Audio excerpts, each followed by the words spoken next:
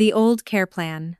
2 days after my 19-year-old son died, my parents stood in my kitchen with suitcases by the door. I had just told them I wanted to hold a small memorial for Ethan, nothing extravagant, his favorite music, a few photographs.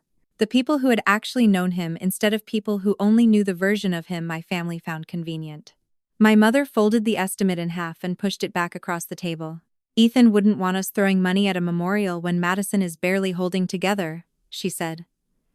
We have to think about the living now. My father stared into his coffee. Becca, this isn't our problem to solve anymore. Ethan is gone. Then, my younger sister, Madison, the daughter my parents had protected from consequences her entire life, reached for the handle of her suitcase. Nothing anyone did that night would have changed what happened. I hadn't accused her of doing anything. 3 hours later, all three of them left for a vacation Madison had booked months earlier. I stayed behind in a house where my son's headphones were still charging beside his bed. 2 days after that, Dr. Marcus Reed knocked on my door. He had overseen Ethan's home care program for years, but I had never seen him look at me the way he did that afternoon. His eyes moved toward the blue care binder on the shelf. Rebecca, he said carefully, why was Ethan being cared for under version 3? I stared at him. What do you mean? We replaced that plan 6 weeks ago. My fingers went cold. Then he said the sentence that changed everything. Version 4 was written specifically for the kind of emergency Ethan had that night. I looked toward my son's closed bedroom door. And Madison? Dr. Reed paused. There's a record showing she received the update. That was when my grief became a question. And questions were the one thing my family had spent 43 years teaching me not to ask. The morning my parents came over, I had been sitting at the kitchen table for 47 minutes before I realized I had poured coffee into Ethan's mug instead of mine. His was dark blue with a chipped handle, and the words, "I paused my game to be here" across the front. I had bought it for him when he was 15. He had rolled his eyes. Then used it every morning for 4 years. I was still holding it when my mother walked into the kitchen without knocking. Diane Hale had never needed permission to enter a room she considered partly hers. My father followed her. Madison came last. The suitcase came in before she did. That should have told me something. At the time, I only looked at it and thought how strange it was that someone could pack sandals while my son's shoes were still by the front door. I made some calls, I said. My voice sounded professional even to me. That was what happened when I was frightened. I became organized. At the university, I supervised record systems. When 2 departments disagreed about a student's enrollment status, I didn't ask who sounded more sincere. I found the effective form, the timestamp, the authorization, the version that actually governed the decision. My mother had spent my entire life describing that quality as if it were a character defect. You always have to turn everything into paperwork. I slid a single sheet across the table. The community room at Street Marks is available Saturday. Ethan hated formal funerals. I thought we could do something small. Madison didn't touch the paper. Mom did. She looked at the total and her mouth tightened. Becca. It was the voice she used when she wanted me to know I was about to embarrass myself. It's not expensive, I said. I'm not asking anyone to. Ethan wouldn't want us throwing money at a memorial when Madison is barely holding together. The sentence landed strangely, not because Madison wasn't grieving. She had known Ethan his whole life. She had spent weekends with him, driven him for coffee, made him laugh when I was the one insisting on schedules and medication logs and backup batteries. But Ethan was my child. And somehow, 2 days after he died, my mother had already found a way to make my sister the person in the room who needed protecting. We have to think about the living now, Mom added. Dad rubbed his thumb over the rim of his cup. Your mother means we shouldn't make this bigger than it already is. I looked at him. Bigger. He exhaled. Becca, this isn't our problem to solve anymore. Ethan is gone. My throat tightened. I could have screamed. Instead, I looked at the suitcase. Where are you going? Madison's eyes flicked toward Mom. Mom answered. The coast. Madison booked the house months ago. She shouldn't have to lose that too. That too. As if Ethan's death had happened principally to my sister. Madison pushed her hair behind one ear. We already paid the deposit. I stared at her. She finally looked at me. For 1 second, Something passed across her face that I couldn't name. Fear, guilt, exhaustion. Maybe I only wanted it to be one of those because grief makes patterns out of shadows. Then she said, "Nothing anyone did that night would have changed what happened." The kitchen went very still. I heard the refrigerator compressor kick on. I hadn't asked about that night. Not once. I had barely been capable of saying Ethan's name without losing my breath. My mother reached for her purse. "Madison means you can't torture yourself with what-ifs." Madison didn't correct her. Neither did Dad. I opened my mouth. The old instinct arrived first. Make this easier. Tell them it's okay. Don't ruin things. That instinct was older than Ethan. Older than my marriage. Older than my career. I had been 17 the first time Mom told me that keeping track of what Madison owed me was uglier than Madison taking something in the first place. At 43, the reflex still lived in my body. So when my parents stood to leave, I heard myself say, "Text me when you land." Mom kissed the air beside my cheek. Dad squeezed my shoulder. Madison didn't touch me at all. Then the door closed. And I was alone with Ethan's coffee mug. I didn't cry until an hour later. Not because they left.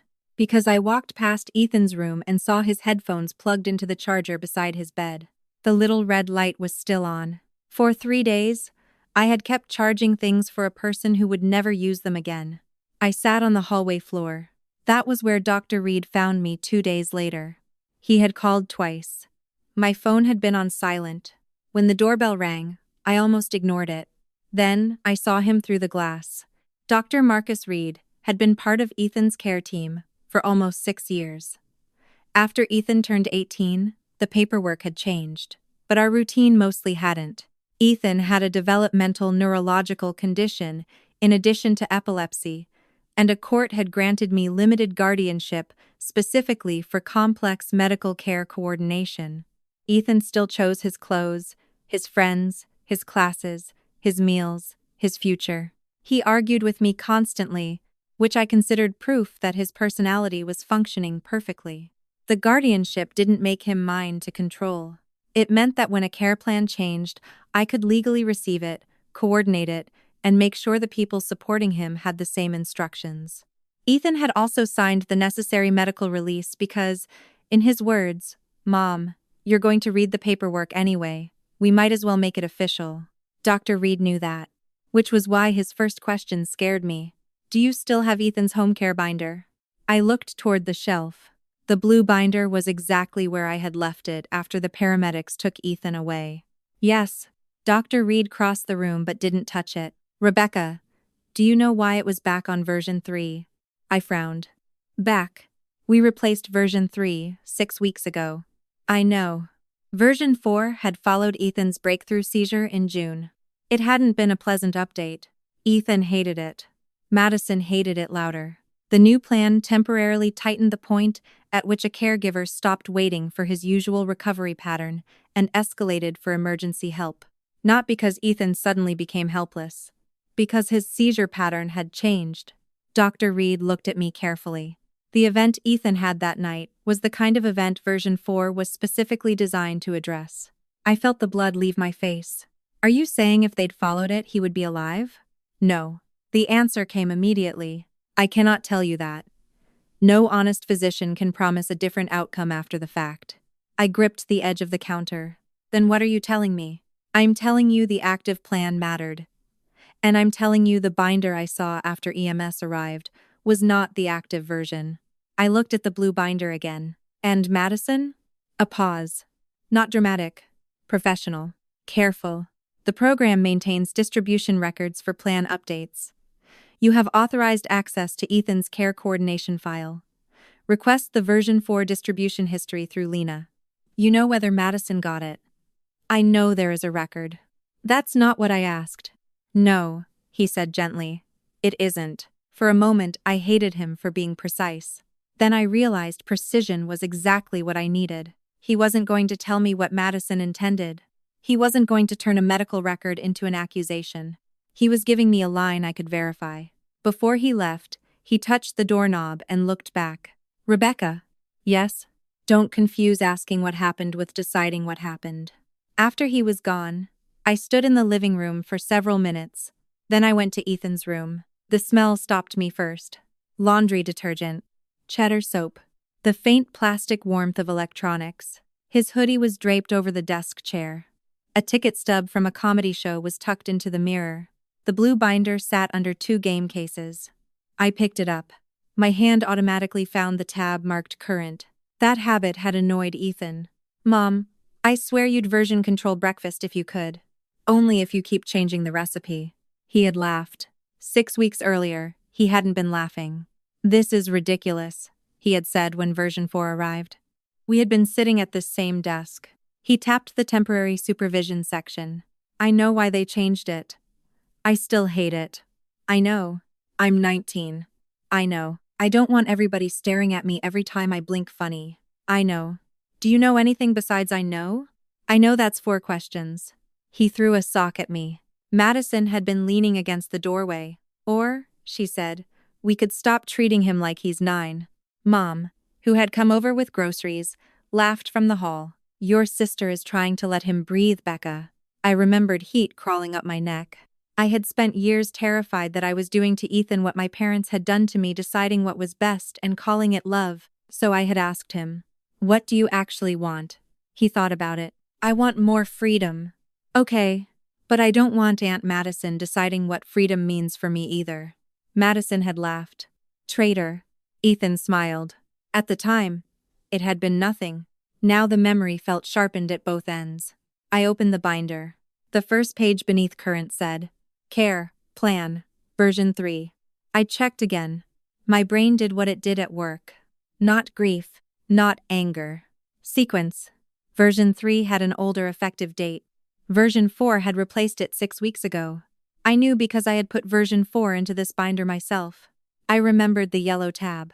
I remembered Ethan complaining that I always overlabeled things. I remembered Madison saying, "Only you could make a weekend visit require document control." The yellow tab was gone. I took out my phone, photographed the binder exactly as I found it. The cover, the tab, the first page, the version number. Then I stopped. A part of me wanted to call Madison immediately. Ask why. Demand an answer while she was still surprised. But I had spent 20 years watching what happened when my family was asked an uncomfortable question. First, they answered. Then they adjusted. Then, 2 days later, everyone remembered the adjusted version. I put the binder into a document box, wrote the date on a sticky note, closed the lid. My phone rang. "Aunt Carol." I almost let it go. Then I answered. "Becca, honey." Her tone told me she had already heard a story. "What?" "Your mother says Madison is terrified you're blaming her." I stood very still. "I haven't blamed Madison for anything." "Well, you know how you get when something doesn't make sense." There it was. How you get. As if accuracy were a fever. "What exactly did Mom tell you?" A pause. "I don't want to get in the middle. You called me." "I'm just saying grief can make people look for someone to blame." I closed my eyes. "Did Madison tell you I blamed her?" Another pause. "Becca, did she?" "I think everybody just needs time." She ended the call soon after. 5 minutes later, Mom texted, "Please don't turn grief into an investigation. Ethan wouldn't want this family destroyed." I read it twice. I hadn't told her Dr. Reed had visited. I hadn't told her about version 3. I hadn't told Madison I had opened the binder. Yet somehow my mother was already warning me not to investigate. My thumbs hovered over the keyboard. I almost typed 3 paragraphs. I almost explained myself. Then I deleted all of it. I sent 1 sentence. "I haven't accused anyone. From now on, if you want to discuss Ethan's care, put it in writing." Mom responded immediately. "This is exactly what I mean." I didn't answer. The next morning, I logged into the care portal using the access I had always had for Ethan's medical coordination. I sent a formal request to Lena Ortiz, the program coordinator. Not for Madison's employment records. Not for anyone's private personnel file. Only for Ethan's version 4 care coordination record and distribution history. Lena replied 2 hours later. Her wording was careful enough that, for 10 minutes, I let myself hope. Maybe the clinic had made the mistake. Maybe version 4 had never been properly distributed. Maybe Madison had used version 3 because someone had failed to update the packet. A clerical error would have been awful, but I understood clerical errors. They were fixable, human, impersonal. The record Lena released under my existing authorization was short. Version 4. Effective date. Authorized family recipients. Madison Hale. Status. Acknowledgement recorded. My mother's name also appeared as an alternate family contact on the update communication. I leaned back from the screen. Still, I told myself, an acknowledgement could mean many things. Maybe Madison clicked something without reading. Maybe she received an attachment and never opened it. Maybe. I stopped. That was when something from 6 weeks earlier came back to me. Not a hidden message. Not a secret. An email I had already received and dismissed because Madison and I had argued about care plans 100 times. I searched my inbox. Her name. The approximate week. There it was. A family thread about the updated respite weekend. Madison had written, "This new supervision rule is ridiculous. He's 19, not 9. I read it once. Then again. Then I opened the distribution record beside it. Version 4 had been issued. Madison had been sent it. An acknowledgement had been recorded. And Madison had argued about a rule that existed only in that new version. My hands started shaking. Not violently. Just enough that the cursor trembled across the screen when I touched the mouse. For the first time since Ethan died, I wasn't looking at grief. I was looking at a version history.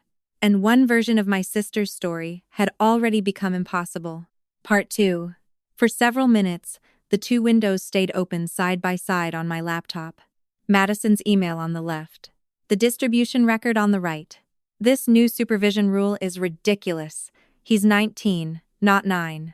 Beside it sat the date version 4 became effective, followed by her name and the acknowledgement entry. There were still explanations that didn't require malice. Maybe she had read the summary but not the whole plan. Maybe she had objected to one section and assumed the rest stayed the same. Maybe version 3 had ended up in Ethan's binder because someone had printed the wrong packet. The possibilities mattered. At work, possibilities were not conclusions. A student could swear she submitted a form before a deadline, and a department could swear it never arrived. Neither statement settled anything. The answer lived in dates, versions, receipt records, and whatever happened between them. Grief did not get to lower that standard. Neither did anger.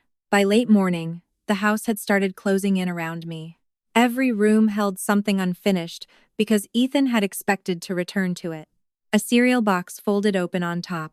A sweatshirt over a chair. 3 sparkling water cans lined up on the counter because he liked one flavor and I kept forgetting which one. The urge to keep searching through emails grew until I recognized what it was becoming. If I stayed in that chair long enough, I could turn every memory into evidence. That frightened me more than Madison's message did. So I closed the laptop. Campus was only 20 minutes away. Driving there felt wrong. The route was too ordinary. The same construction cones stood along the interstate.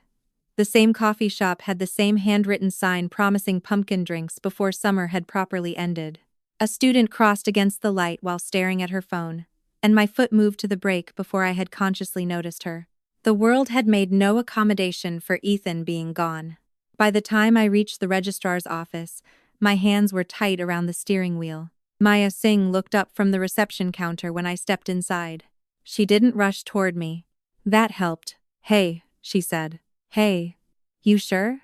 "No." "Okay." That was all. No hug I had to survive. No question about how I was holding up. No sentence beginning with "everything happens for a reason." My desk looked exactly as I had left it except for a small plant someone had watered in my absence. A folder rested beside the keyboard. "Nothing urgent," Maya said. "Just leave paperwork and a couple of things I thought you'd rather handle yourself when you felt ready." "Thank you. Do you want me to stay?" "No. Actually." My hand touched the back of my chair. "Could you give me something normal?" One corner of her mouth lifted. "I have a records dispute involving 2 different withdrawal forms and 3 people who are certain theirs is the valid one." "That sounds beautiful." "You're disturbed?" "Probably." For the first time in days, something almost like a laugh moved through my chest.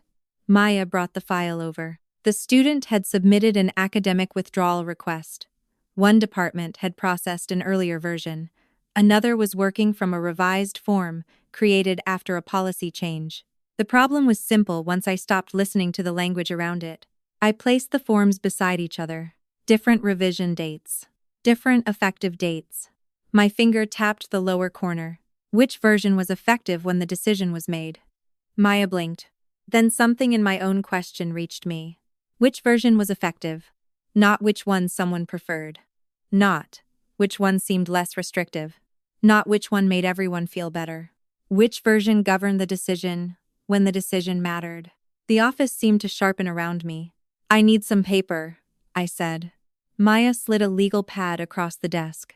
Instead of working on the student file, I wrote 4 words. Effective version. Recipient. Acknowledgement. Action. Maya glanced down but didn't ask. The sequence looked almost painfully obvious. Version 4 had been effective. Madison was listed as a recipient. An acknowledgement existed.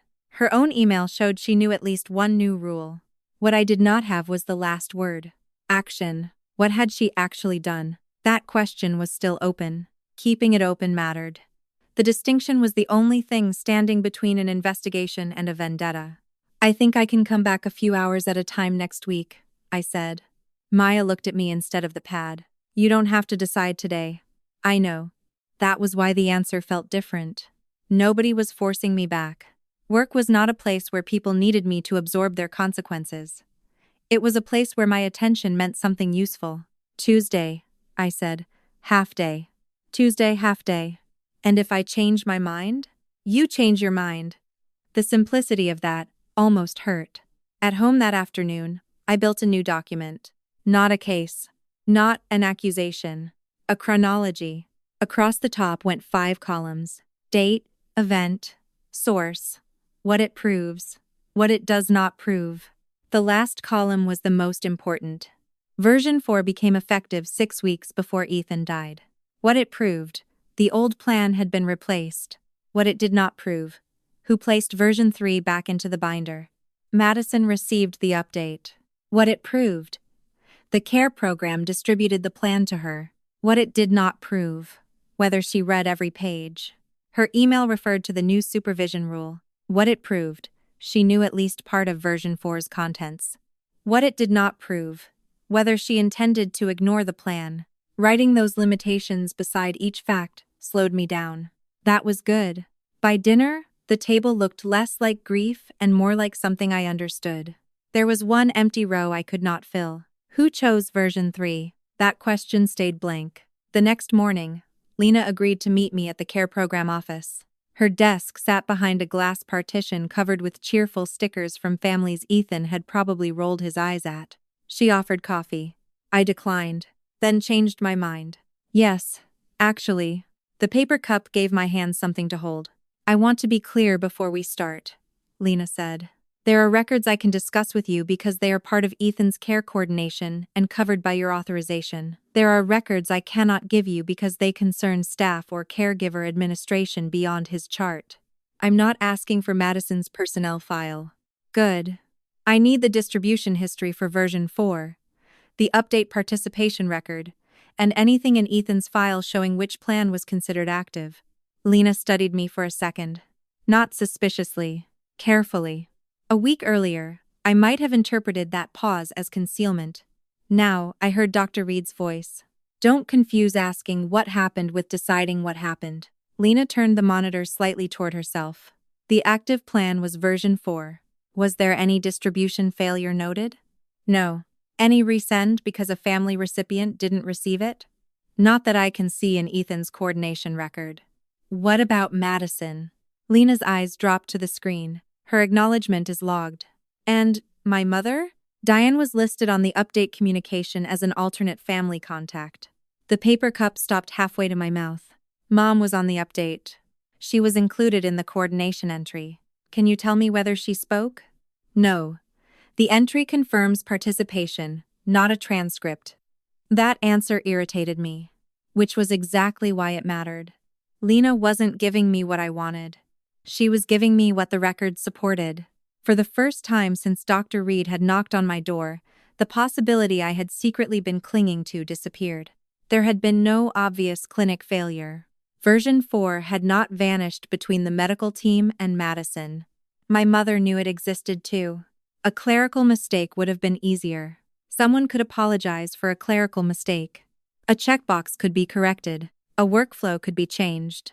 The thought that people I loved might have had the information and simply disliked what it required was harder to put anywhere. Outside Lena's office, my phone buzzed. A message from Mom. Your father has an insurance form due. Can you call them? They never explain anything to us. My thumb moved automatically toward the phone number she had attached. For years, that had been the division of labor. Dad received something confusing. Mom became overwhelmed. Madison was too busy. I fixed it. The rhythm was so practiced that my body started the task before my mind asked whether it belonged to me. Another message appeared. It'll only take you 10 minutes. I looked through the glass at Lena's office. On her desk sat Ethan's coordination file, a record of people who had received instructions, people who had responsibilities, people whose actions were supposed to follow from those responsibilities. The insurance message suddenly felt connected in a way that had nothing to do with Ethan's medical care. My parents had spent years confusing my ability to do something with my obligation to do it. I typed, "The customer service number is on the second page. Dad can call them directly." 3 dots appeared immediately, then vanished, then returned. This is not the time to punish us, Becca. My jaw tightened. Not doing their paperwork had already become punishment. That told me more than I wanted to know. I'm not punishing anyone. I'm not handling it. The phone rang less than a minute later. Mom. I let it ring. That was new. It hurt more than I expected. The sound stopped. No disaster followed. The hallway lights stayed on.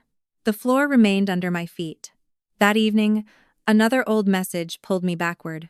Madison's phrase, "You turn everything into paperwork," had been sitting in my head all day. At 17, I had gone on a school history trip that required each student to bring spending money in a labeled envelope. Madison was 14. She wasn't even going. 2 nights before I left, $40 disappeared from my envelope.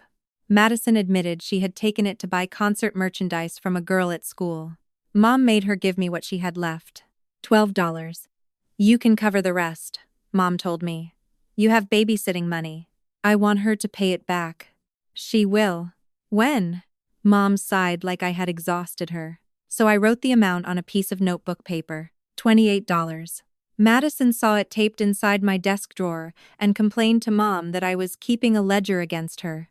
Mom tore it down. Families don't keep score. The money never came back. For years, I had remembered that story as evidence that I was petty. Standing in my kitchen now, I understood something else. The paper had not harmed Madison. The paper had made it harder for everyone to pretend nothing remained unpaid. My phone lit up. Not Mom this time. "Dr. Reed." I answered. "Hi. Rebecca. Is now okay?" "Yes. You asked Lena about the care plan distribution." "I did. I thought you might have a question about my note from that night." Every muscle in my shoulders tightened. "I do." The kitchen chair scraped as I sat. "Did Madison contact you before the ambulance was called?" A pause while he pulled up the record. "Yes." My mouth went dry. "How much earlier?" He gave me the documented time. Then, the emergency response timestamp. There was a gap. Not enormous. Long enough that I wrote both times down. "What did she tell you?" I can summarize what my note says. She reported repeated seizure activity and that Ethan was not returning to his usual baseline as expected. My pen stopped.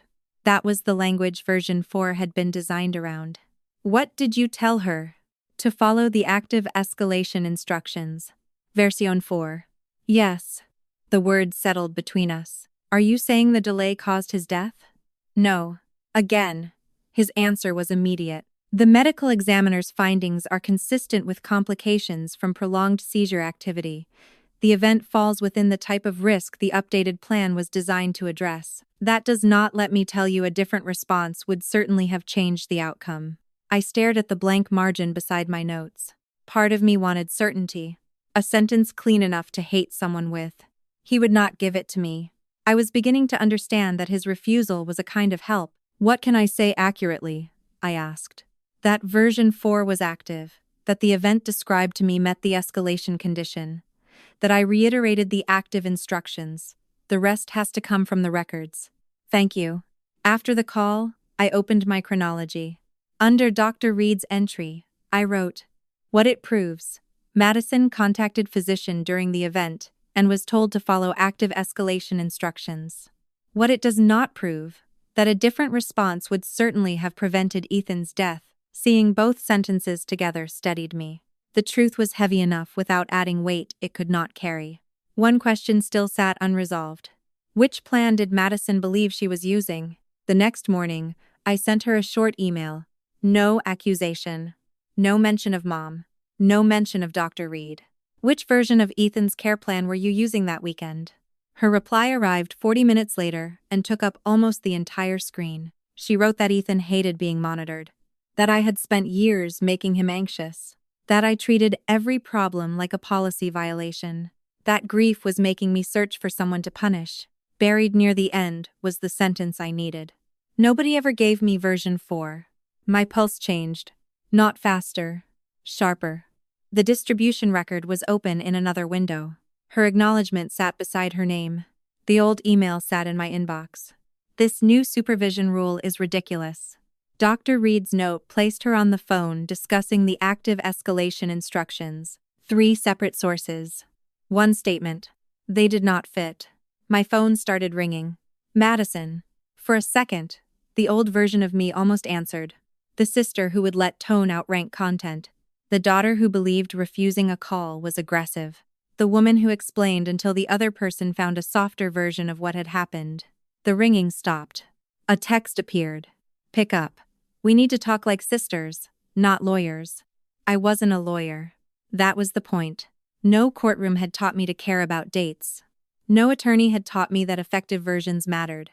My entire adult life had been built around preventing people from losing something important because somebody used the wrong record. The phone rang again. This time I declined it, then typed, "I'm keeping all discussion about Ethan's care in writing." Her answer came quickly. "You're building a case against your own sister." For several seconds, all I could hear was Mom at 17. Families don't keep score. The words had worked on me for 26 years. They had turned receipts into cruelty, memory into disloyalty, boundaries into punishment. My eyes moved to the chronology. At the top of the page, one row remained unanswered. Who chose version 3? I still didn't know. So I did not accuse Madison of choosing it. Not yet. Instead, I added one new line. Madison states she never received version 4. Under what it proves, I wrote. Only that she is now making that claim. Under what it does not prove, I wrote. That the claim is true. Then I saved the document. Madison had always counted on people remembering what she meant instead of what she did. I had spent 20 years learning that records were where those two things stopped being interchangeable. The Old Care Plan. Part 3. Madison's sentence stayed in my chronology for 3 days. Nobody ever gave me version 4. Every time I opened the document, it sat there beneath 3 things that contradicted it. The distribution record. Her acknowledgement. Her own complaint about the new supervision rule. Still, I didn't change the line from claim to lie. That word required something I didn't have yet. Intent. There was a difference between saying something untrue because memory had shifted under grief, and saying it because the truth had become inconvenient. My job had taught me not to cross that distance just because I was angry enough to want to. My parents made the crossing harder. They returned from the coast on Sunday evening. By Monday morning, Dad texted, "Lunch. Just the 3 of us. We need to stop this before it gets uglier." Madison wasn't included. That was the first thing I noticed. The second was that he had chosen a restaurant instead of their house, public enough that nobody would raise a voice, private enough that Mom could still call it a family conversation. I almost declined. Instead, I wrote back, 1 hour. I'm not agreeing to anything in advance. Dad replied with a thumbs up. Mom sent nothing. At noon, she was already sitting in a corner booth when I arrived. Her purse rested beside her rather than on the floor, effectively blocking the space next to her. Dad sat opposite. That left me the outside seat. For most of my life, details like that had registered only as discomfort. Now they arrived with names, placement, Access. Who was expected to stay? Who was expected to leave first? I sat down. Mom looked at my face for a long moment. You look exhausted. So do you. Her mouth tightened slightly. Dad picked up the menu, although neither of them had ordered. Can we just talk without turning this into one of your formal processes? I came to talk. You know what I mean. Actually, I did. He meant without dates. Without records. Without anything that might still exist after the conversation ended. Mom folded her hands. Madison is barely functioning. I waited. She hasn't slept properly since Ethan died. Neither had I. That answer rose to my tongue and stopped there. Mom continued. She's terrified you've decided this is her fault. I haven't told her it's her fault. You're gathering records. Yes. You contacted the care program. Yes. You're making her feel investigated. The waitress came. Mom ordered soup. Dad ordered coffee and a sandwich. I asked for iced tea because choosing something small and ordinary felt strangely important. Only after the waitress left did I say, "Did you know version 4 existed?" Mom's eyes moved toward Dad. Not enough to tell me what she thought. Enough to tell me she wanted him involved in the answer.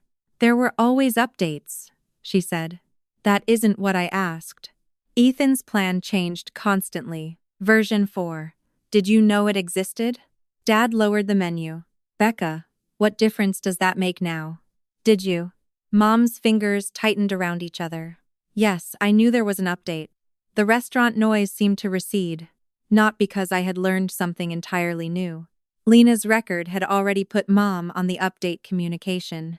But hearing her say it mattered differently. Did you know Madison received it? Dad answered before she did. She had the instructions she needed. I looked at him. That's not the question. She had been helping with Ethan for years. Did she have version 4? His jaw shifted. Becca. Dad. Mom leaned forward. This is exactly what we were afraid of. Every answer becomes another question. That's usually what happens when the first answer doesn't answer anything. Dad pushed his coffee away. Ethan is gone. Destroying Madison isn't going to bring him back. There it was again. Not Madison didn't know. Not Madison followed the plan. Not even you're mistaken. They had moved past facts and straight into whether I was allowed to care about them. A realization moved through me slowly. Maybe they weren't trying to convince me Madison had done everything right. Maybe they were trying to convince me that whether she had done it right no longer mattered. The waitress returned with my tea. I waited until she walked away. Did either of you know she disagreed with the new plan?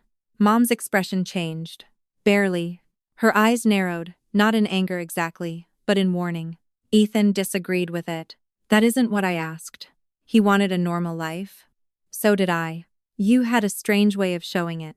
The sentence hit where she intended it to. For years, I had carried the fear that every schedule, every backup medication kit, every reminder made me less of a mother and more of a warden. Mom knew that. She didn't need to shout. She only needed to touch the bruise. My hand curled around the sweating glass. For 1 second, I wanted to defend every choice I had ever made. Instead, I said, I asked about Madison. Mom looked away. Dad, Sehil, this is going nowhere. No, I said. It went somewhere. They both looked at me. You knew the update existed. Dad says Madison had the instructions she needed. Neither of you will answer whether you knew she disagreed with them. Mom picked up her purse. You've already decided what everything means. No, that's why I'm still asking. She stood. Dad stayed seated another second. Then he followed her. Before leaving, Mom looked down at me. You always do this, Becca. You take something painful and make it impossible for anyone to move past it. The old version of me would have apologized. Instead, I took a drink of tea. You're allowed to leave. She did. The bill came 20 minutes later. Dad had paid for their lunch. Mine was still on the table. I paid it myself. The receipt went into my purse without thinking. By late afternoon, Lena had answered another records request. Not a secret file. Not a transcript. Only an entry from Ethan's care coordination record showing participants included in the version 4 update communication. My name. Madison's. My mother's. Diane Hale. I stared at Mom's name longer than Madison's. A memory surfaced. The afternoon of the update, Mom had stood in my kitchen while I reorganized Ethan's binder. She had watched me slide version 4 under the current tab. "Don't let this become another excuse to keep Ethan home," she had said. At the time, I heard concern. Maybe even advocacy. Ethan was 19. He wanted classes, movies, coffee shops, terrible late-night food, and the right to make choices that gave me indigestion. Mom's sentence had landed inside my own fear that I was taking too much from him. Now the same words felt different. She hadn't missed the update. She had been part of it. I added a new row to the chronology.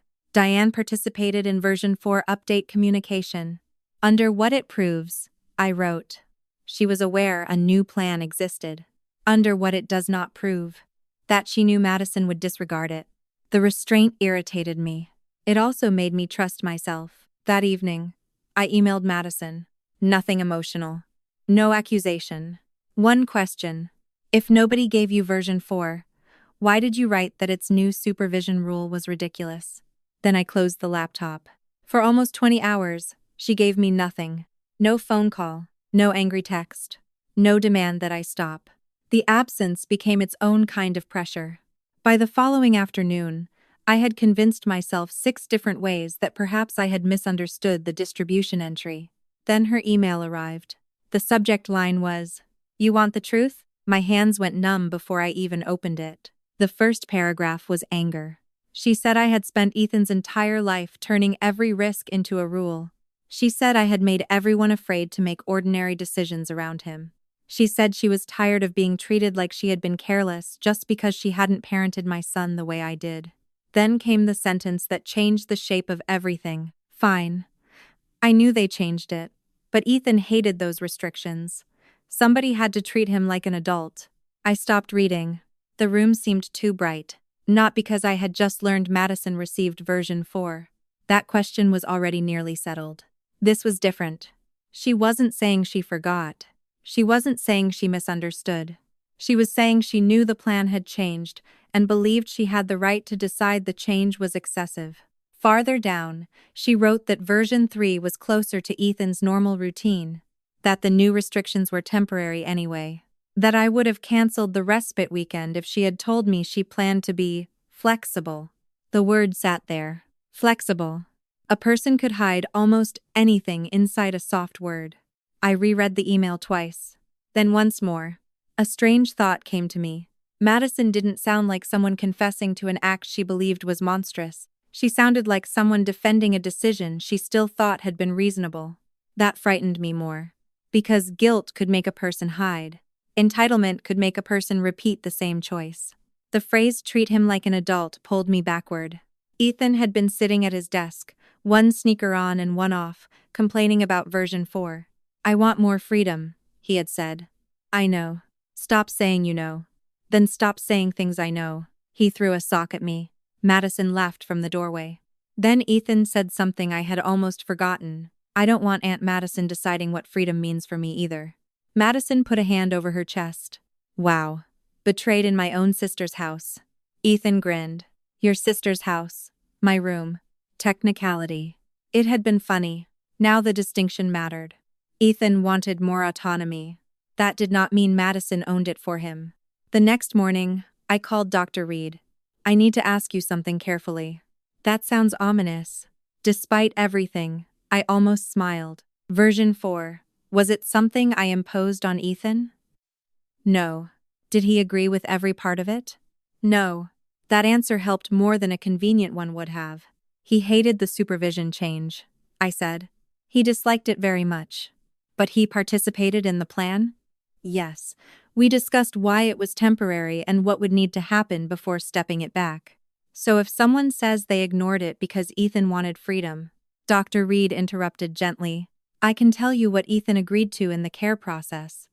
I can't interpret somebody else's decision for you. There it was again. The line. Evidence on one side. Meaning on the other. I understand. After hanging up, I opened my chronology. Under Madison's email, I wrote, "What it proves. Madison knew version 4 existed and knowingly disagreed with at least part of it." Then another line. "What it proves. Madison says she preferred the prior routine because she believed the new restrictions were excessive. Under what it does not prove. Why version 3 was physically returned to the binder. Not yet. Before closing the document, I added one sentence in a separate note for myself. Ethan wanted more freedom. He did not authorize Madison to redefine his care plan. That evening, another piece surfaced from somewhere far less dramatic. My own text messages. The day before Madison's respite weekend, I had written to Dad, "Please make sure Madison uses the updated binder. She keeps calling the new rules overkill." His reply came 6 minutes later. "She has it. Stop worrying and let them have a normal weekend." My breath caught. I remembered reading that message in the grocery store. Remembered standing beside the freezer case. Remembered deciding not to cancel. I had wanted so badly to prove I could trust people. To prove Ethan could have a weekend without me checking every hour. To prove my mother and sister were wrong when they called me controlling. Dad's message had been one of the things I used against my own instincts. "She has it." I added it to the chronology. Then stared at the next column. What did it prove? Not that Dad knew Madison planned to ignore version 4. That would have been convenient. It wasn't supported. So I wrote. Robert represented to me that Madison had the updated instructions before the respite weekend. My stomach turned. The chronology was becoming harder to dismiss. Not because one document proved everything, because each document removed one place the story could hide. The pressure from my parents increased that night. Mom started a group message with Dad and Madison. "This has gone far enough. We need to talk as a family." Madison. "I'm not sitting through Becca reading files at me." Dad. "Everyone needs to calm down." Mom. "Becca, if you love your sister at all, stop before you ruin her life." The sentence hurt in a way I should have expected. If you love your sister. As though love were measured by how much truth I was willing to delete. My thumbs shook over the screen. For several minutes, I typed and erased. Finally, I wrote, "I am not deciding what happens to Madison. I am deciding whether Ethan's record is complete and accurate." Dad replied, "You're choosing paperwork over family." Something in me settled. Not hardened. Settled. No. I'm choosing not to let family replace the paperwork. Mom immediately removed me from the extended group chat. The notification appeared almost absurdly small. "Diane Hale removed you." 26 years earlier, having my name removed from anything connected to them would have sent me into panic. That night, it hurt. But panic didn't come. A cousin named Rachel sent me a separate message 15 minutes later. "I don't know what happened. I'm sorry you're dealing with this alone. You don't have to explain anything to me." I read it, then set the phone down. Not everyone had chosen a side. That mattered too. The next morning, an email from the care program arrived. Formal care review, supplemental documentation request. My throat tightened. The message explained that relevant records would be reviewed through the program's normal process. I could submit my chronology and supporting records by the stated deadline. Below that was a list of categories the review would examine. Plan distribution, caregiver acknowledgement, care note timing, respite documentation. Then one line stopped me. Respite reimbursement certification, Madison Hale. I called Lena. "Am I supposed to have that?"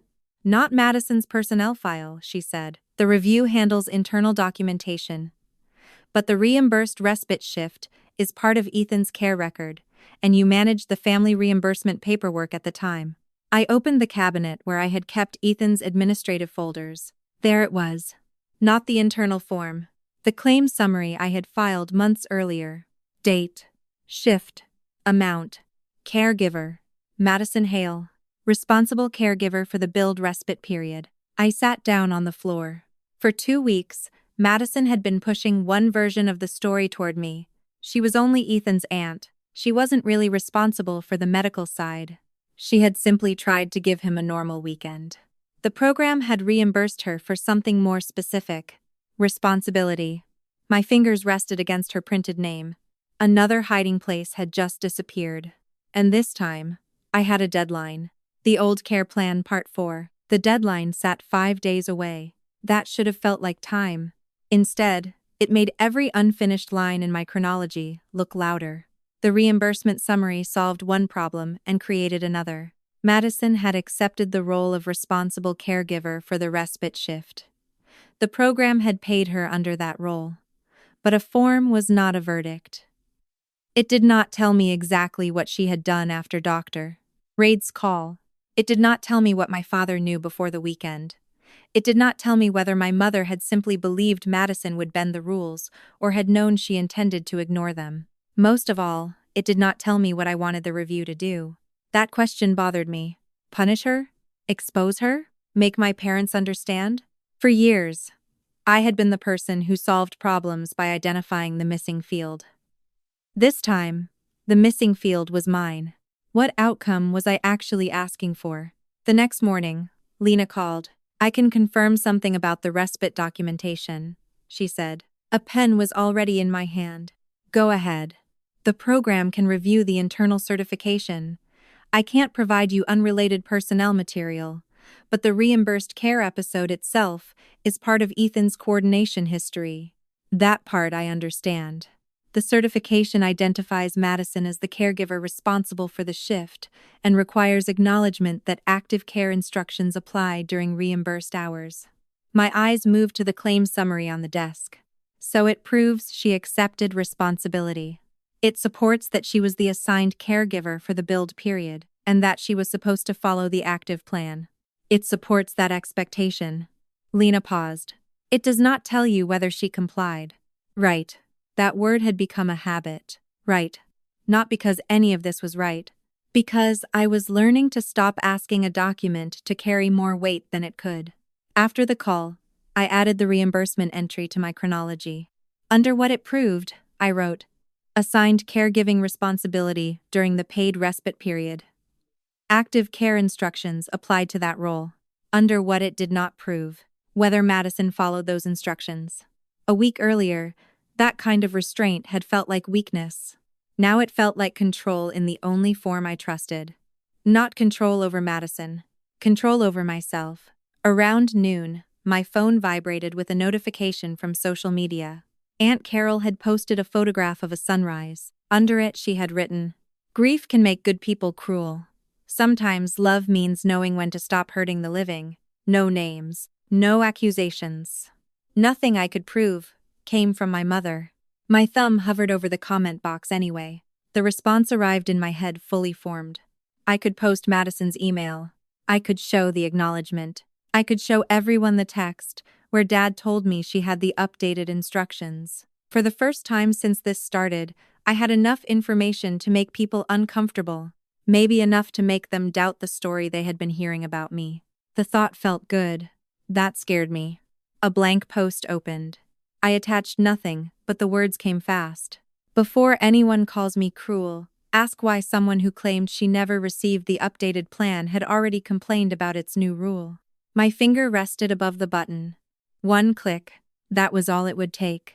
Then I saw Ethan at 17, leaning across the dinner table after Madison posted an embarrassing picture of him sleeping in the car. Mom, please don't make this a whole thing. What do you want me to do? Just make her take it down. You don't want me to say anything? I want the picture gone. I don't want 30 people discussing why I'm allowed to be mad. At the time, I had understood immediately. He wanted the problem addressed. He did not want to become content. The post on my screen suddenly looked less like truth and more like a stage. I deleted it. At work that afternoon, Maya noticed me staring at my phone over lunch. You all right? No, she waited. A relative posted something about grief making people cruel. That sounds vague enough to be annoying. It is. You going to answer? I almost did. Maya took a bite of her sandwich. What stopped you? Ethan. That earned a small nod. After a moment, she asked, do you want them informed or do you want them hurt? The question irritated me, mostly because I already knew the answer. For about 10 minutes, hurt. Fair. I looked down at my soup. And after that? I don't know. That's probably why you didn't post. She did not tell me what to do. She went back to eating. That was one of the things I was beginning to notice about people outside my parents' house. They could disagree with me without taking over. They could ask without demanding. They could leave a decision where it belonged. I stayed on campus until 4. 3 student cases, 1 enrollment correction, a meeting about revised document retention that would have bored almost anyone else alive. At lunch, I sat outside, instead of in my car. For nearly 4 hours, I did not check whether Mom had texted. Nothing collapsed. No emergency arrived because I had failed to monitor everyone. On the drive home, that fact felt larger than it should have. Maybe because my life had been organized around the expectation that if I stopped paying attention, someone else's problem would become mine. Mom was waiting on my porch. She stood when I pulled into the driveway. For a moment, seeing her there brought back something embarrassingly young in me. Hope, not because I thought she had suddenly changed. Because daughters can be middle-aged and still recognize their mother's shape as a possibility. I unlocked the door. "Do you want coffee?" "No." She followed me into the kitchen. Her eyes landed on the document box containing Ethan's binder. Then on my laptop. "I'm not here to argue." "What are you here for?" "To fix this." The old sentence. The old role. Only this time she meant she was going to fix me. She sat at the table. "Madison will apologize." I waited. "Your father and I will pay for the memorial." Still I said nothing. "We can do it the way you wanted. Music, pictures, whatever feels right." The offer hit harder than I expected. That was the memorial I had asked for. Not something extravagant.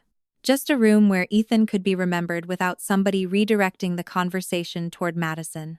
Mom kept going. "We can start over." My throat tightened. What does starting over require? Her eyes moved away for half a second. There it was. The condition. "You don't need to send more documents." My hand settled against the back of a chair. "You came here to trade a memorial for my silence." "That is not what I said." "It's exactly what you said." "No, I'm asking you to think about what comes after this." "I have been." "Have you?" "Because Madison may lose the respite program. She may lose work opportunities connected to caregiving. People will look at her differently. Those would be consequences of the review." "Consequences you started." The sentence almost worked. Almost. Mom leaned forward. "I can't lose both daughters." Something inside me cracked open. Not loudly. Not dramatically. Just enough. "When did you lose me?" Her mouth parted. For once, she did not have a prepared answer. I waited. She looked down at her hands. "Don't do this to us." There it was. Not "I'm sorry." Not "I should have listened." Not "I understand why you need the truth." Us. Always us. The group. The system. The thing I was expected to protect by making myself smaller. An apology is not a substitute for the record. Mom's face tightened. "So that's it?" "No. What else could you possibly want?" "Accuracy." Her chair scraped back. "Accuracy won't bring Ethan back." "No." The word hurt more coming out of my own mouth. "It won't." For a second, neither of us moved. Then I said, "But his death doesn't make what happened before it irrelevant." Mom picked up her purse. "Your sister was trying to help. Then the record can show what she did while trying." She stared at me. "You really think paperwork matters more than people?" "No." My voice stayed quieter than hers. "I think people matter enough that paperwork shouldn't be rewritten to protect the one you like better." She left without answering. The memorial offer left with her. That hurt. I let it. That evening, the first thing I did was not open the chronology. Instead, I walked through my house with a cardboard file box. My parents' insurance contacts were in a drawer beside the printer. Their appointment schedule was synced to my phone. A utility folder Dad had handed me 2 years earlier sat beneath my tax files because "you're better with this stuff." There were passwords I had stored at their request, account phone numbers, photocopies of identification they used for forms, lists of medications Mom asked me to keep because she never remembered the names. None of it belonged in my life anymore. I did not change passwords. I did not cancel anything. I did not lock them out of accounts. I printed the information they needed, gathered what was theirs, and put it in the box. Then I removed their shared calendar from my phone. The screen looked strangely empty afterward. Tuesday afternoon used to say, "Dad, cardiology." Thursday, "Mom, insurance call." Next Monday, "Check Madison's flight for Mom." I stared at the blank spaces. Then I cried. Not because I wanted the appointments back. Because I had spent years confusing being needed with being included. The next morning, Dad rang the doorbell. The file box was already beside the entrance. He looked down at it. "What's that?" "Your paperwork." He frowned. I opened the lid. Insurance contacts, appointment information, the utility folder, everything you've had me manage. "You're really doing this now?" "I should have done it before now." "Your mother is upset." "I know. Madison is a wreck." "I know she says she is."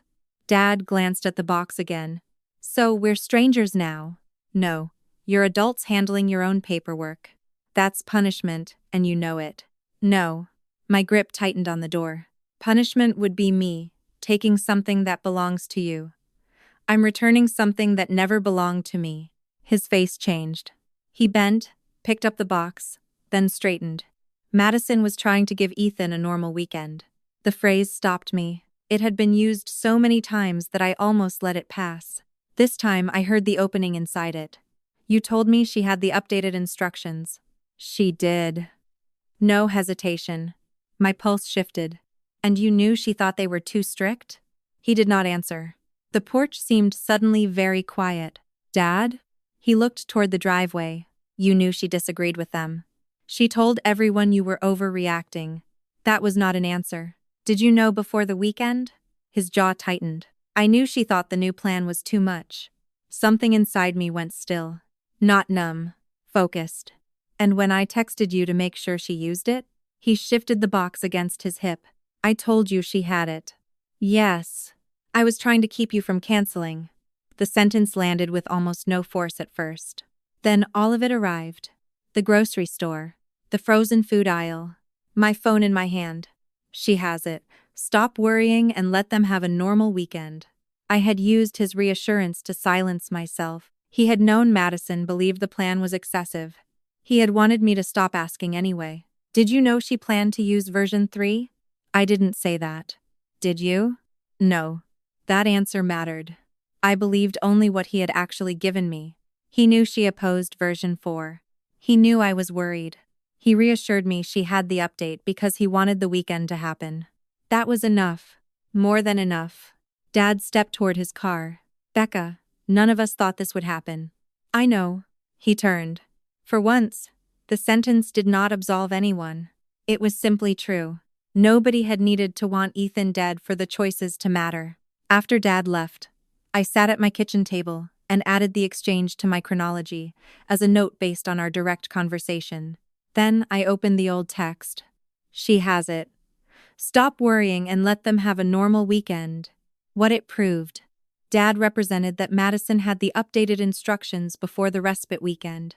He later acknowledged he knew Madison considered the new plan excessive and that he reassured me because he wanted me not to cancel. What it did not prove. That he knew she intended to use version 3. The line stayed clean. That mattered. The following day, Dr. Reed agreed to one final call before my submission deadline. "I want to make sure I'm not claiming more than the medical record supports." That's a good place to start. The medical examiner's findings are consistent with prolonged seizure complications. Yes. And version 4 was designed around escalation for the kind of repeated or prolonged activity that occurred that night. Yes. Your note says Madison called before emergency services were contacted. Yes. And you reiterated active escalation instructions. Yes. I looked at the line I had drafted. Can I say the delay caused Ethan's death? No. The answer did not hurt the way it had the first time. What can I say? That the event met the escalation condition the active plan was designed to address. That my note reflects instructions to follow that PO. That the response sequence can be compared with those instructions. And the outcome? We cannot know with certainty that a different response would have produced a different outcome. My pen moved. Then I won't say we can. A pause. Then Dr. Reed said, "That distinction matters." I know. After hanging up, I looked at the chronology. The truth did not need me to make it bigger. That might have been the most important thing I had learned.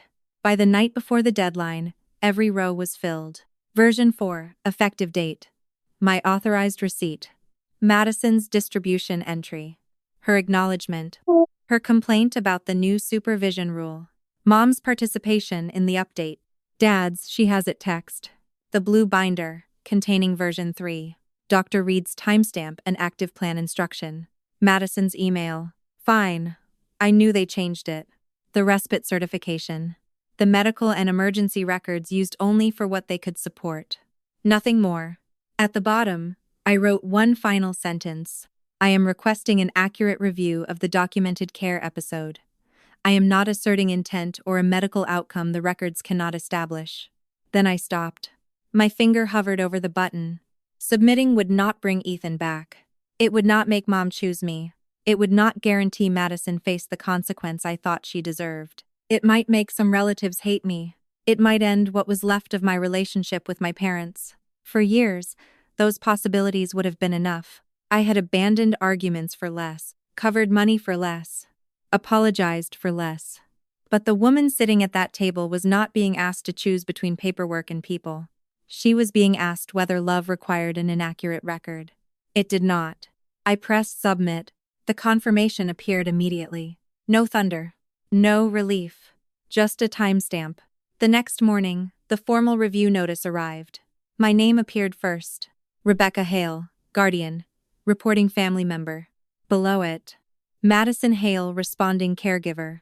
I read the second line twice. For 43 years, my parents had softened whatever Madison did by changing its name.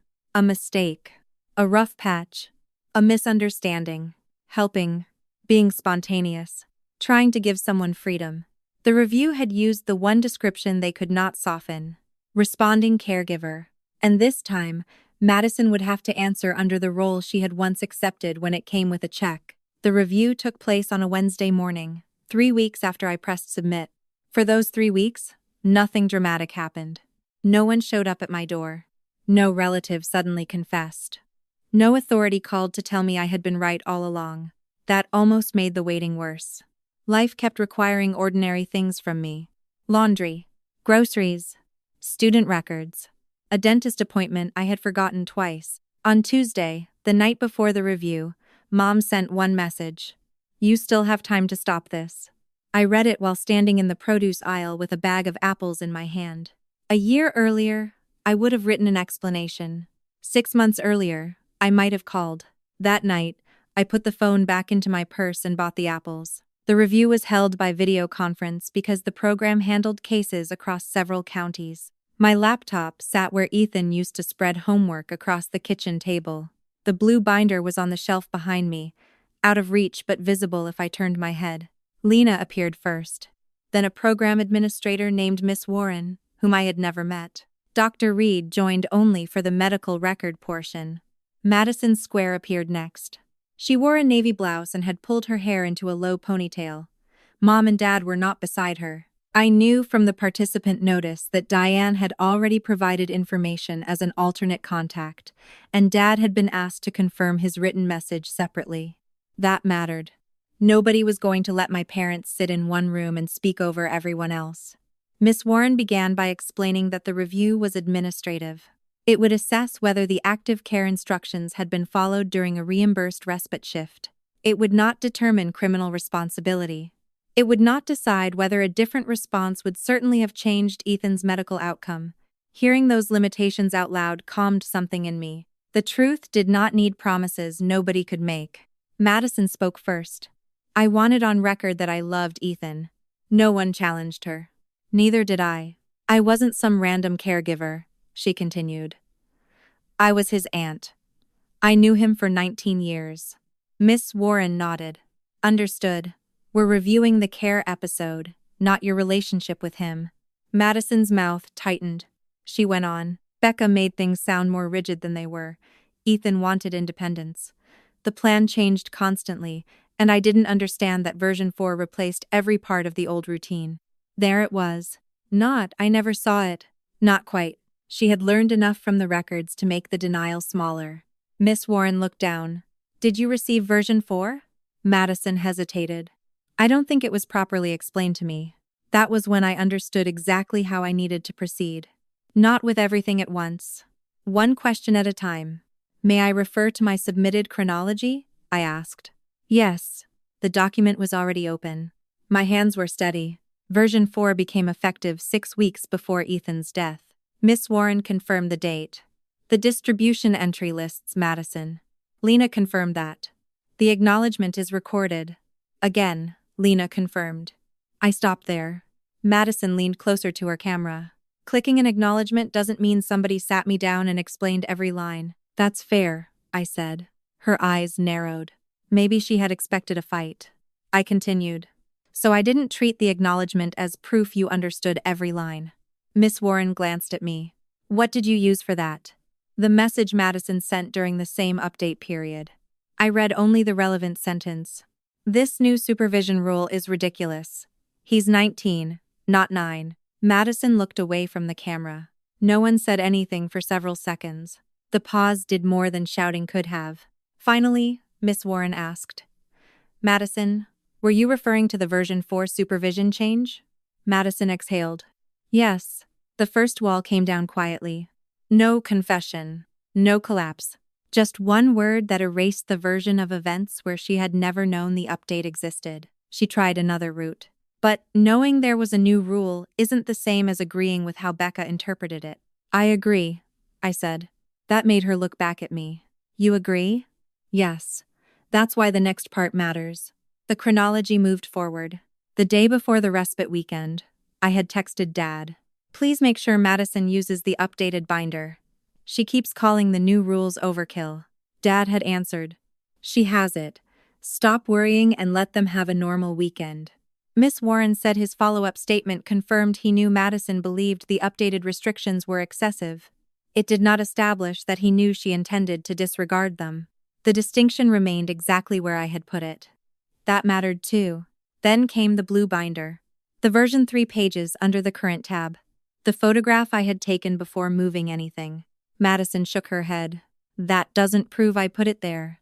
No, I said. She blinked. It doesn't. Miss Warren looked at my chronology. That is how you characterized it in your submission. Yes. The room shifted in a way I could feel but not name. Madison had spent years surviving arguments by making me defend something stronger than I had actually said. This time, there was nothing inflated to attack. The binder proved, version 3, was in active position. It did not prove whose hands placed it there. So I left the question where it belonged. Then Miss Warren referred to Madison's email. The one she had sent after I asked why she had complained about a plan she later claimed not to have received. Madison's own words appeared on the shared screen. Fine, I knew they changed it. But Ethan hated those restrictions. Somebody had to treat him like an adult. Her face changed. Not dramatically. Her lips pressed together. That was written when I was angry. I know, I said. You kept pushing me. I asked why you said you never received a plan you had already complained about. You were treating me like I wanted something to happen to him. No. My voice came out quieter than hers. I have never said that. But that's what all of this implies. That isn't what I'm asking anyone to decide. She leaned back. Then, what are you asking? For months, I had thought the answer would be complicated. It wasn't. For the record to say what the record supports. Madison gave a short laugh without humor. That sounds exactly like you. For once, it didn't feel like an insult. Miss Warren brought the review back to the care episode. Madison, in this email, you say you knew the plan changed. Did you intend to follow version 4 during the respite shift? Madison stared at the screen. Then she said the sentence I had already read enough times to hear before she finished it. Ethan hated those restrictions. Miss Warren waited. Madison's voice sharpened. Fine. I knew they changed it. But he hated it. Somebody had to treat him like an adult. The words landed differently when spoken aloud. Not because they were new. Because there was nowhere left for them to hide. Dr. Reed joined for the medical portion. He confirmed that version 4 had been created after Ethan's breakthrough seizure. He confirmed the temporary escalation threshold. He confirmed Ethan had participated in the care discussion even though he disliked the tighter supervision. Then Miss Warren asked the question I had spent weeks teaching myself not to answer. Can you state that following version 4 would have prevented Ethan's death? No, Dr. Reed said. Madison's shoulders dropped slightly. For half a second, I understood how easy it would have been to treat that answer as defeat. Then he continued. What I can state is that the event reported to me was the type of event version 4 was designed to address. My contemporaneous note reflects that I instructed the caregiver to use the active escalation instructions. Miss Warren asked, "Who contacted you?" Madison. "And was that before emergency services were contacted?" "Yes, according to the timestamps." No one added meaning to the gap, neither did I. The medical examiner's summary was used only to establish that Ethan's death was consistent with complications from prolonged seizure activity. Not certainty. Consistency. That was enough. Next came the respite certification. Madison had accepted reimbursement as the caregiver assigned to the shift. The certification tied that role to active care instructions. She tried once more. "I wasn't acting like a professional nurse. I was his aunt." Lena answered only the administrative point. "The program did not classify you as a nurse. It classified you as the approved respite caregiver for that period." Madison looked at me. "You know I was doing you a favor." The sentence hit something old. Every sacrifice in my life had been turned into a favor someone else was doing for me. Madison borrowing money had taught me generosity. Covering her mistakes had taught me patience. Managing our parents had supposedly kept me useful. Now even a paid caregiving shift had become a gift I was ungrateful for. I looked at Miss Warren instead. "When you ask what I want this review to conclude, I'm asking for only what the records support." She nodded. I continued. "I'm not asking you to decide what Madison meant. I'm asking you not to let what she meant replace what she did."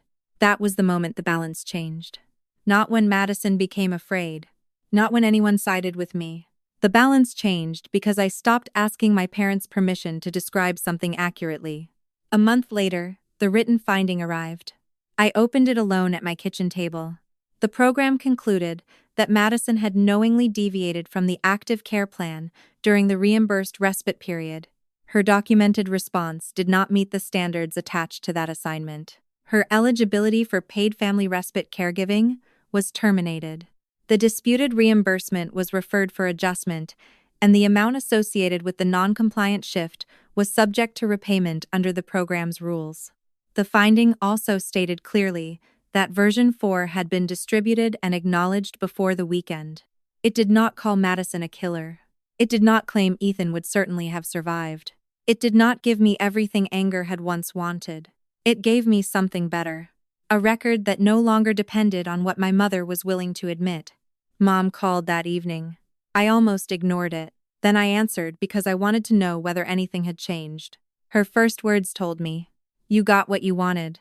There was no hello. No. "What else do you call this?" "An accurate record. You cost your sister the program. The review made that decision. Because you pushed it." I submitted the records. Mom's breathing came through the phone. "You always hide behind technical language." "No, Mom. I used to hide behind you." She stopped talking. The sentence surprised me too. Dad came on the line a few seconds later. I didn't think it would end like this. That was the closest he had come to admitting the weight of his choices. A year earlier, I would have rushed to make him feel better. This time, I said, neither did I. Nothing else. No absolution. No punishment.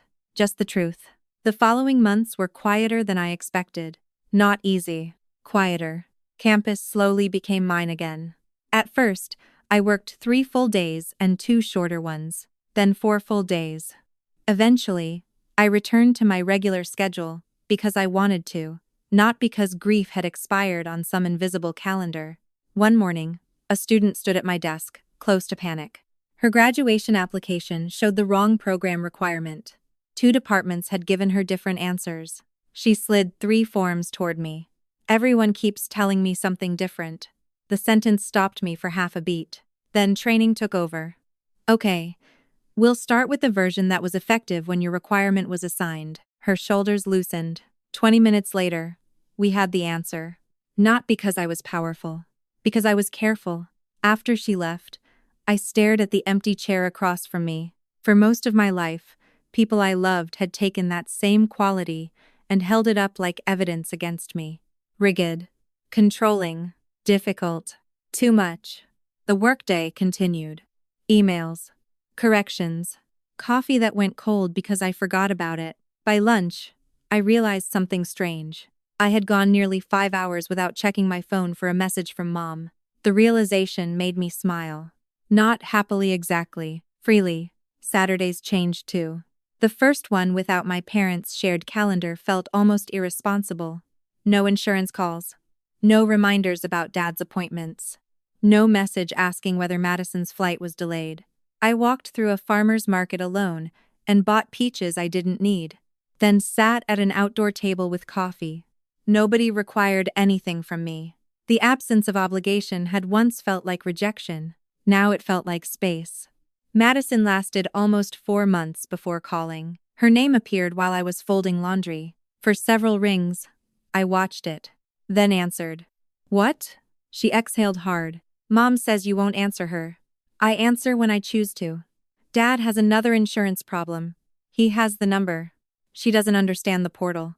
Then she can call customer service. A pause. This is ridiculous. The phrase almost made me laugh.